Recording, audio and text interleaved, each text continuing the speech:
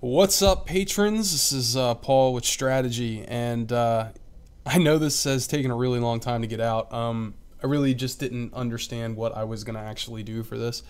But this is the mailbag video, and I'm going to answer your questions and kind of go into what's been going on lately. First off, as you can probably tell, I'm super sick right now. I've had to take a couple of days off of work just to recover, and thankfully I was able to get the Thief video out because of it. But so if I'm a little stuffed up, sorry, but I'm gonna do my best to be cogent for this, and you're gonna hear my computer kick on the full speed here in a few minutes. So if you hear a droning of a jet engine, that's my fucking computer, because I'm too lazy to put in my power supply. And my cat is fucking around in the background. Cool. Alright, so let's get started with the questions. We're going to start out with an easy one first. Dale Lamoureux. I'm sorry if I said your name wrong.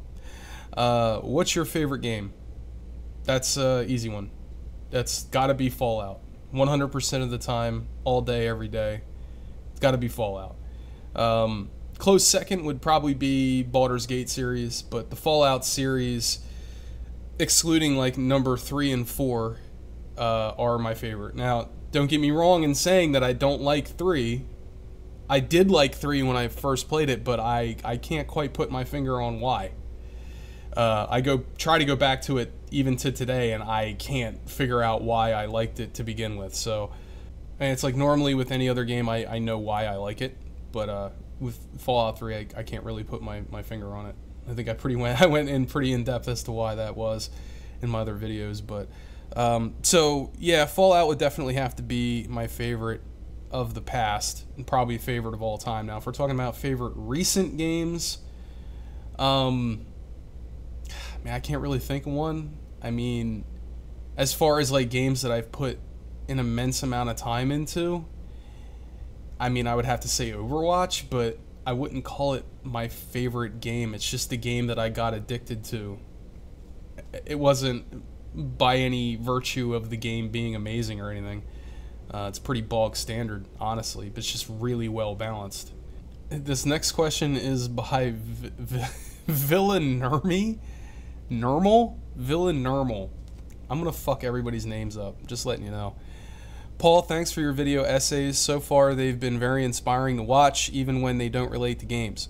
I get a nice Adam Curtis vibe from some of your videos, like the latest one where you frame the narrative of immigration. Is he a conscious source of inspiration to you, or am I just seeing things that don't exist? Also, do you use your own live footage, or is it all edited from other sources? Finally, what kind of balance do you aim for game-related content versus other content? Thanks for answers. Alright, so let's unpack this a bit. So the first question is Adam Curtis a source of inspiration to you? Yeah, of course he is. I mean, any documentary filmmaker, any person doing research in fields of like sociology or psychology or even game design are going to be a constant source of inspiration to me. I would say that I actually look up to more of the long-form essayists on YouTube right now. Lessons from the screenplay is actually a huge source of inspiration for me, because he was the channel that I watched where I was like, you know what, I want to do videos in essay form. Like when I first got started, I was chasing that whole Let's Play community, and I just don't play games enough to be that guy who plays video games for people's entertainment, because I don't have the time. I have a full-time job. So the video essay route was a much easier way to kind of cope with that lack of time. And actually the way I discovered Adam Curtis is actually through Charlie Booker. Charlie Booker. He's the guy who did Newswipe and Gameswipe. He's a journalist sort of on the BBC. He's more of a writer. And you might know him from the Black Mirror Netflix series, and you might also know him from Ex Machina. He did an interview with him, I believe, at one point, and I think that that's how I came across Adam Curtis. But I was in a phase where I was just kind of like really tired of the news and really just didn't believe half the shit that was being said on the news. But it's the complete opposite of the, I guess, kind of alt-right or alt-left or whatever the fuck you want to call the crazy people on both sides. I wanted to know the truth. I didn't want to just say this is bullshit. I wanted to know what it actually was. And Adam Curtis was one of the first people I came across where I was like, this guy really opens up people's eyes through telling them exactly the order of events. The order of events is what is important. Because while I'm not telling you that this thing that happened is the catalyst for all this other stuff, what I'm telling you is that this is the order of events that it happened, and you can make your own correlations. You know, and that's what I like about Adam Curtis, is that he doesn't force you to believe a certain way. He has a way of saying, here's an idea, here's how this happened, and then you come up with your reasons as to why. So I really like him. And then the second question was, do I use my own live footage or is it all edited from other sources? Here's the thing. When I first started out, I was doing a mix. So if I owned a game that I was talking about, I would do my own footage. And then if I would talk about something that I didn't necessarily have footage of, but I knew has happened, here goes my phone, that I know has happened to me in the past in this game, I'll go and find footage of that somebody else used. But now I just use my own footage exclusively, except for like when I insert like commercials and really obvious shit. And then finally, what kind of balance do you aim for with game-related content versus other content? Honestly, because this is a gaming channel, I strive to have more gaming content, being very gaming heavy, but I like just having the freedom to explore whatever topic I want to explore. Just recently I started doing some research. I just started doing some research on standardized testing and how that's affecting the outcomes in schools, and how our graduation rates are declining, and what teachers think this is the cause of. And it's forcing me to do a lot of interviews, and I'm just at this point I'm not exactly equipped to do interviews, so I'm probably gonna wait on a lot of those kinds of videos. Like, the thing for me is that as good as I feel the immigration video was, I really wanted to interview people. I don't believe the channel is at the threshold that it needs to be at for me to have that kind of power where I can go, hey, guy who's the head of this department, can I talk to you about some things?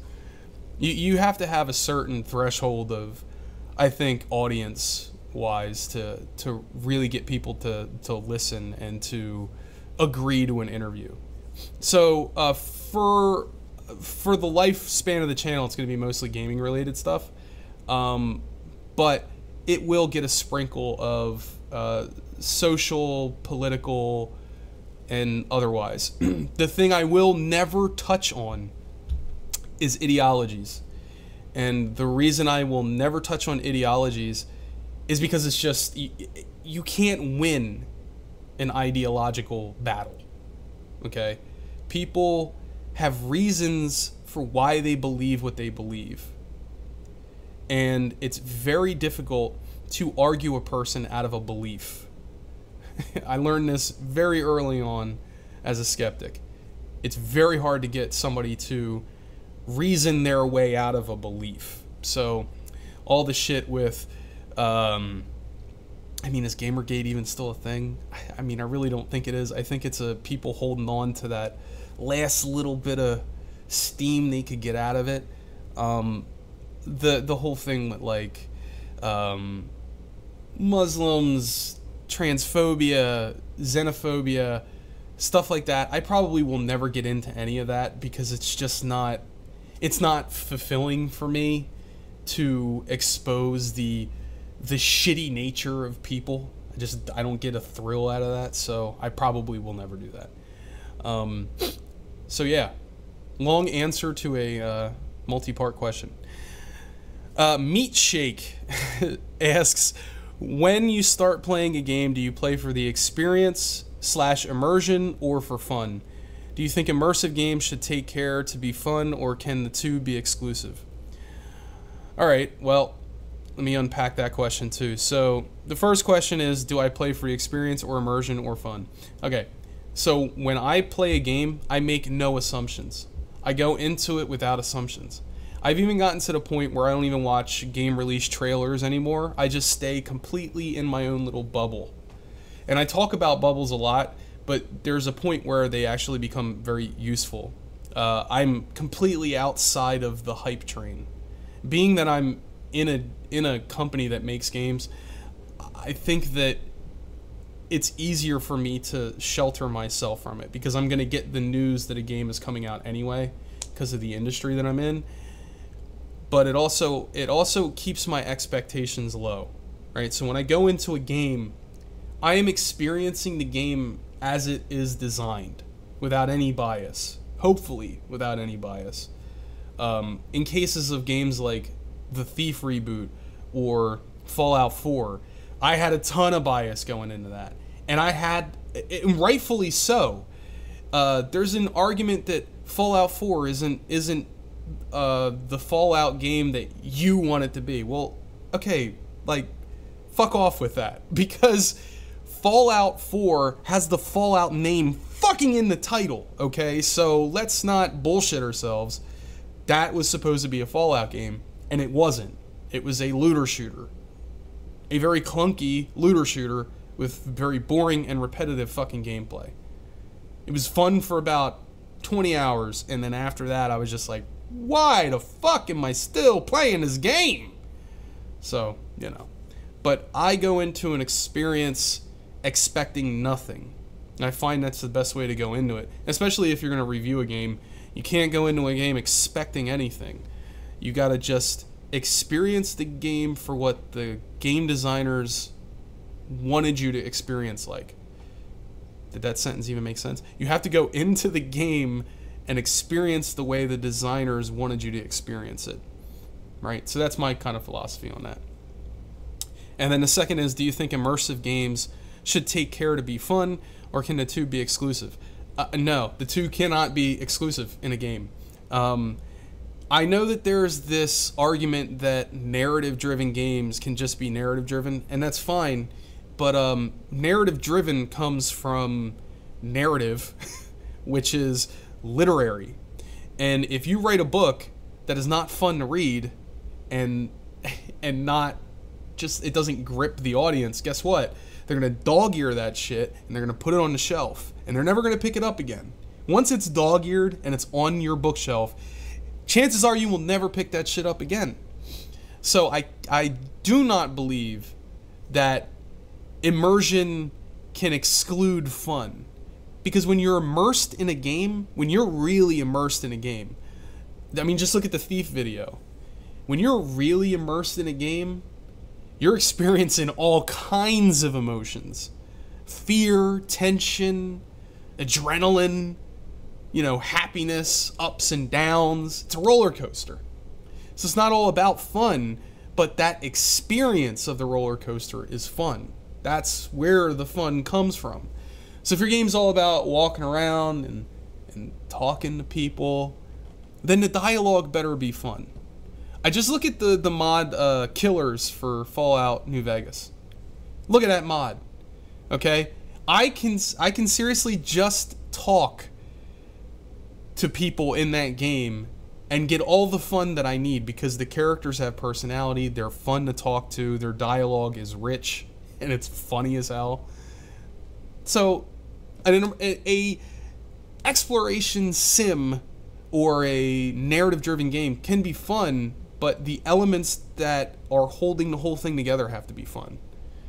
And I think that a lot of these designers are forgetting that. And Sage Frake says, hi Paul, one sentiment I've been seeing often in gaming forums is that if a game is poorly supported or lacks user-friendly tools, it should be boycotted. While other forms of art are often boycotted due to their political content or the views of their creators. Games face a relatively unique issue in that they can be great works of art while also being deeply broken technologically or unethically monetized by greedy publishers. What are your thoughts on this conflict between supporting good art versus bad art publication practices? Okay, so games are a tricky beast, but I hold them. I gotta blow my nose, guys. I'm sorry. I am so full of snot. Okay. Games are a tricky beast. Any piece of software is a really tricky beast.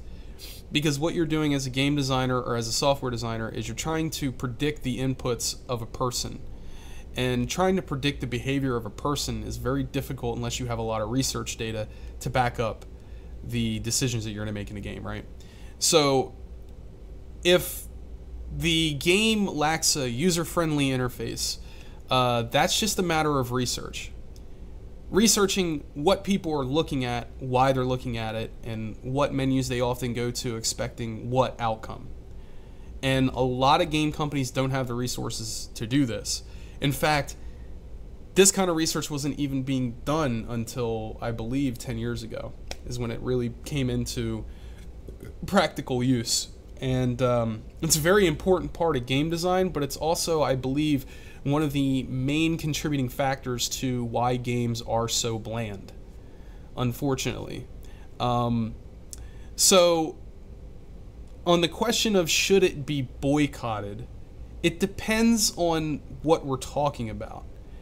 If we're talking about a game developer who releases a game that's just buggy and doesn't work and are doing just shady shit like in WB's case with the Batman game, Arkham Knight, where the bitch just didn't even run on most PCs.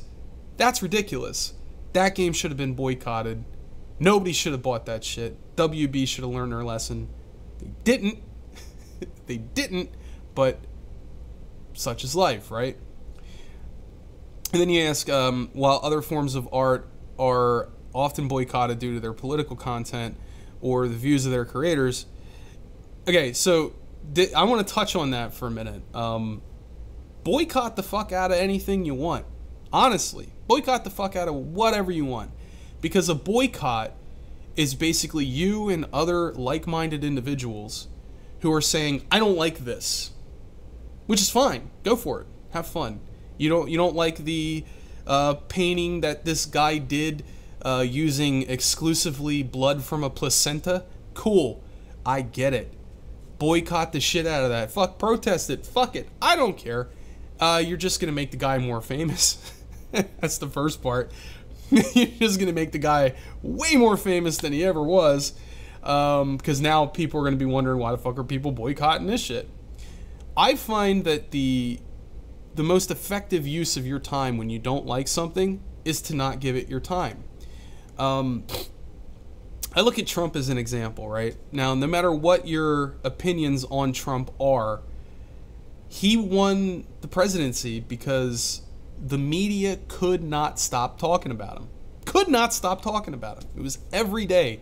This, every day. And it still is. It still is. And the effect is this snowball effect where shit is just getting worse because you won't shut the fuck up about it. The media won't shut the fuck up about it. It's like there was this case a long time ago. There's a documentary that came out about it where we had these rising cases of disgruntled employees like shooting up their workplace. And it all started with one guy. I believe he walked into his place of employment, which was a post office, which is where we get the term postal, going postal. Guy walks into a post office and shoots the whole place up, right? And because he did that, and because he got so much recognition on the news for doing it, it was almost as if people started copying him. Because people like that want the attention, because what they feel like they're doing is right. Nobody ever believes they're the villain of their own story. Okay, so they're doing what they believe is right. and they're getting the recognition from the news. So if the first person did not expect to get any kind of recognition from the news, he did expect to at least be covered. So he got his own little 10 minutes of fame, even though it ends in a hail of fucking bullets. He got what he wanted. And it's the documentary kind of explains how the rise in these events were happening because the news would not stop talking about it. And there was a German psychologist who talked about this and begged the media to stop showing this shit on the news, and the Germans listened. So when there was a tragedy like that, they stopped covering it. And what they noticed was a precipitous drop in those events. So I think when you boycott something, you give it the Streisand effect. You're making people more interested in what's going on, and therefore you're creating more potential users. So the best thing is just to, like people always say, vote with your wallet. I say vote with your apathy. You know, when people go, hey man, are you gonna get the new Shadows of War? You just go, fuck that game. No.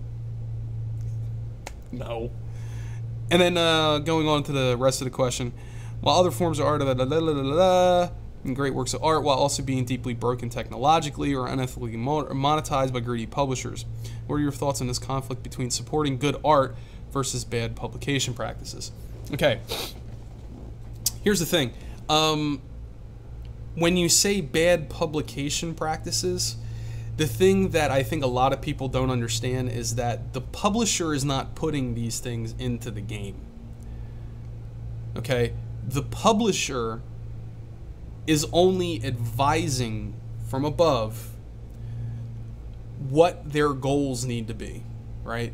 So game companies are given a lot of tools to analyze the markets that they're in and to almost very accurately guess how much they will sell, how well the game will be rated on Metacritic. I mean, there's companies that specialize in this kind of thing, like Hit Detection is a company that specializes in determining how well your game will be rated on Metacritic. And they're fucking pretty accurate. I mean, within 2 or 3 points. I mean, it's kind of scary. So, they have a lot of tools at their disposal. So what game developers often do is they see, well, this is our goal to meet, and we're not going to meet it because the game just isn't, I guess, not good enough, but it doesn't have the mass appeal of a game that it would need to be in order to get those massive numbers. So they put microtransactions in them in order to get to that number. And that number keeps going up. So if there was another way for these developers to meet these high watermarks, they would. The issue is that, number one, this is the method that is working currently, and I believe that there is a lack of ingenuity in the gaming community and the studios as a whole to figure out a way around this. I mean, there is nothing more powerful than a psychological imperative. And when you make the loot boxes and shit a psychological imperative on somebody by shooting adrenaline into their fucking, or endorphins and dopamine into their fucking brain every time they open a box, you're manipulating them psychologically, and you're making that money because of that, and you gotta feel a little shitty about it. But how else are you gonna meet your watermark? It becomes a question of survival at that point. You know, I either do this or I lose my job and my family go hungry and fucking, you know. It's a shitty situation. So, I hope I answered your questions and I wasn't too long-winded about it. I know that I was long-winded. That's okay. But I also wanted to just kind of, you know, update you on what's going on. You know, I have a couple of different videos in the works. Like I said, the education video, and mostly I'm just trying to figure out what game I'm going to cover next. I'm leaning towards Arx Fatalis, but if you go to my Twitter, you'll see that I have posted a poll up there. Just go over there and vote. Tell me what you want to see. A bunch of other people are going to be voting, hopefully, and then hopefully I will be able to discipline myself enough that I will do the video that people voted for. It's difficult because I say I want to do this video, but then I'm like, oh man, that's such a drag. You know, I want to do this other video first. So bear with me if I say I'm gonna do a video and then I don't do the video. It's more or less like this video is gonna take me 2 or 3 months to get into the headspace that I need to be in order to tackle it correctly. And I'd rather get you guys out content as quickly as possible and on a regular basis than spend months working on something that I'm not immediately in the headspace to do. I also want to do more short stories, but if you look at the short story that I did, it's called Short Story Corner, and if you look at that, it didn't do hardly any views. And the thing is that those videos are deceptively difficult to do because of the animations that are involved. And even though I didn't animate the whole video, that shit still took like 2 or 3 weeks of my time to put together. So, if you'd like to see more of those, just let me know. I do want to do them. I just don't know what format they should take. And if I have to do the animation for them, it's going to take forever to do. And if they're just not doing the numbers that they need to do to be viable, then I can't do them. But every fiber of my being is screaming out to do more of those videos, because I really want you guys to see what I do outside of this, which is literature. I mean, I write short and long form stories. I even perform these things live on stage. So I really want you guys to see that, and but I just want to make sure that it's something that you guys actually want to see. So if that is something you guys want to see, you know, just hit me up in the comments below this video and let me know it, and I'll try to do it. Alright, so that'll conclude this mailbag. If you guys have any other questions, I'm going to be posting another post on Patreon, so give it a look, and thanks for watching. Peace.